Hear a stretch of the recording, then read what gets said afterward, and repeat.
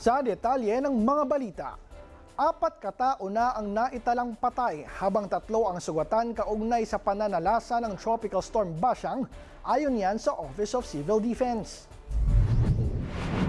Ayon sa OCD, ang mga namatay ay pawang mga miyembro ng iisang pamilya matapos tamaan ng isang landslide sa Cagayan de Oro. 30,000 katao sa Region 10 ang apektado ng sama ng panahon habang nasa higit 100,000 ang sinalanta sa Caraga Region.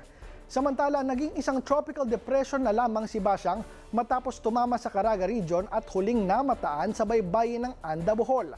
May lakas pa rin si Bashang na 55 km per hour at pagbugsong hanggang 70 km per hour. Maraming lugar sa Visayas at Mindanao ang nasa ilalim pa rin ng wind signal number 2 kaya inaasahan ng malalakas na hangin. Mas malawak na bahagi ng Luzon, Visayas at Mindanao naman ang nasa signal number 1. Nagbabala rin ang pag-asa ng posibleng storm surge na aabot hanggang 2 meters sa ilang baybaying lugar sa loob ng 48 oras, lalo na sa mga mabababang komunidad.